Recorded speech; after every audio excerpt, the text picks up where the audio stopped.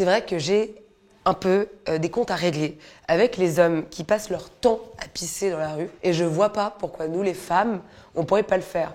On peut pas le faire parce qu'on n'est pas dans la même position. Du coup, la nuit tombée, on regagne un petit peu du terrain. Et moi, je pense que c'est féministe de faire pipi en dessous de voiture. Un peu, j'abuse.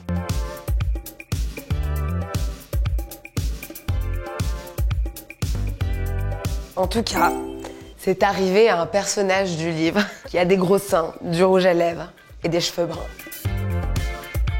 Alors vrai, entre une fellation et un cocktail, il y a des débats d'idées. Ça devient politique parce que ça devient des espaces de résistance.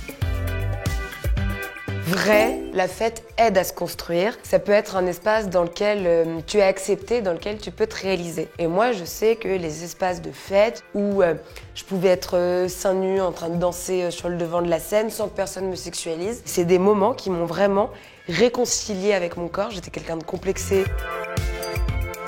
Et c'est vrai que c'est des espaces où il peut y avoir par exemple des substances illicites qui sont des vrais problèmes de santé publique et qui peuvent ravager des vies et qui sont aussi des problèmes de façon plus générale socio-économique de narcotrafic. Et là, un sociologue ou Retailleau en parlerait mieux que moi. Sortez couverts de paillettes et prenez soin de vous et écoutez la petite voix en vous qui vous dit il est temps de rentrer ou ne prends pas ça. Oui, les fêtes queer, c'est les meilleures fêtes. Moi, je trouve qu'il y a une générosité dans ces fêtes-là que j'ai jamais retrouvées ailleurs. C'est un tout. En fait, je pense que c'est la joie dans la lutte, quoi. C'est des destinées communes qu'on partage. On a des destins de vie incertains et du coup, c'est l'apothéose du présent. C'est une espèce de folie collective pour à ce moment-là être tous ensemble et suspendre les choses, quoi.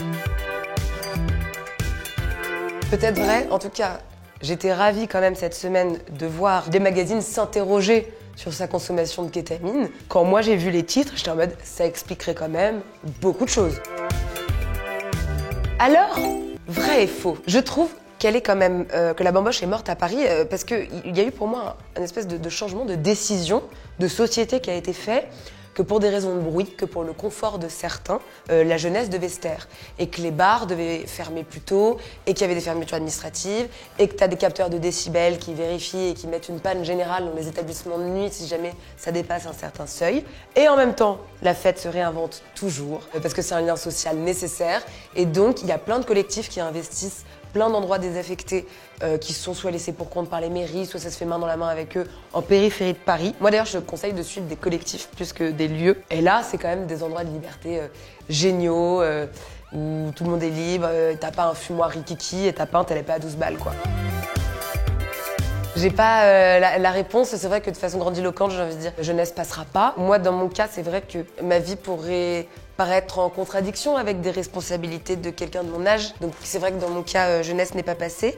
Et en même temps, je pense qu'il y a des évolutions qui sont nécessaires pour continuer à être un être humain heureux, de se responsabiliser, de se questionner sur ses addictions par exemple, pour pouvoir avancer.